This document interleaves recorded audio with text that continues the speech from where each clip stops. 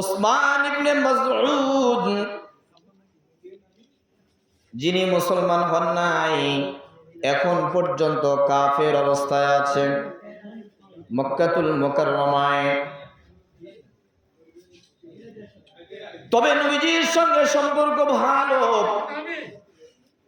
নবীজির সঙ্গে সম্পর্ক অত্যন্ত গাঢ়, অত্যন্ত মহব্বতের সম্পর্ক। এত ভালো সম্পর্ক, নবীজিকে সকাল বিকাল না দেখলে উসমান ইবনে মাসউদের কেমন যেন সময় কাটে না। এমন একটা সম্পর্ক তৈরি করেছিলেন উসমান ইবনে মাসউদ। মক্কা নগরীতে দুইটি ওসমান ছিলেন, বড় দামি ওসমান। একটি ওসমান হলো ওসমান যেটা হলো রাসূল আকরাম সাল্লাল্লাহু আলাইহি ওয়াসাল্লামের জামাতা। এক মেয়ে মারা গিয়েছে, দ্বিতীয় মেয়েকে বিবাহ দিয়েছে। এই মেয়েটাও সময়ের ব্যবধানে দুনিয়া থেকে বিদায় নিয়েছে।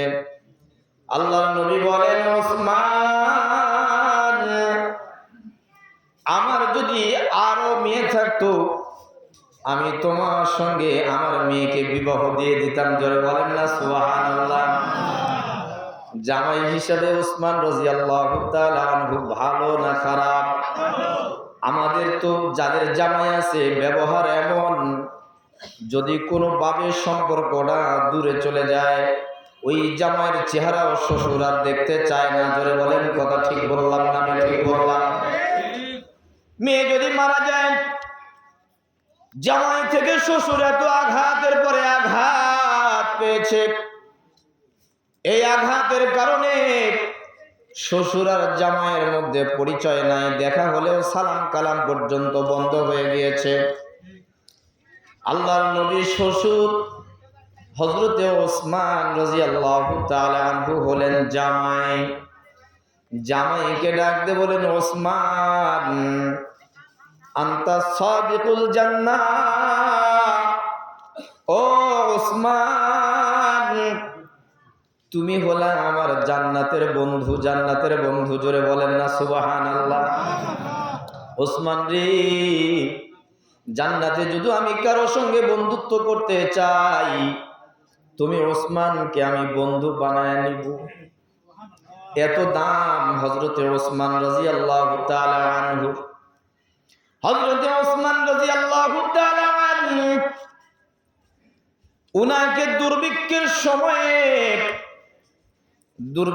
সময়ের বন্ধু বলা হয়।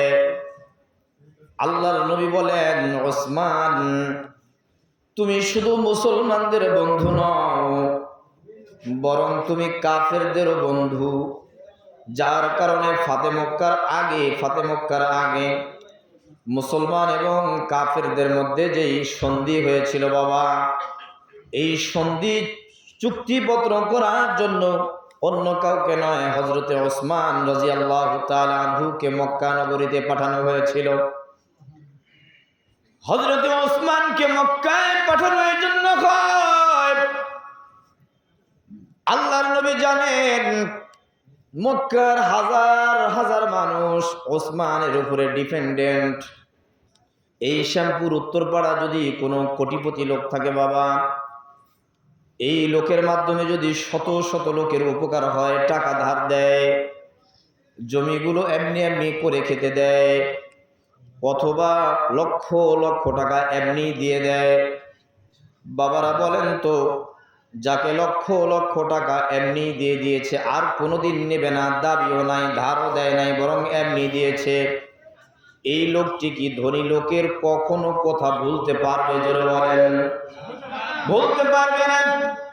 হযরতে ওসমান রাদিয়াল্লাহু তাআলা আনহু তাই শত শত কাফেররা ওসমান রাদিয়াল্লাহু তাআলা আনহুর কাছে জিম্মি।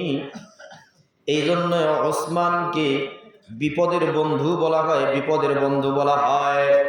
আল্লাহর নবী বলেন, ওসমান, তুমি শুধু আমার বন্ধু নও, মক্কা নগরীতে তুমি মুসলমান এবং হিন্দু সকলেরই বন্ধু, তোমাকে সকলেই বন্ধু বানাতে চায়।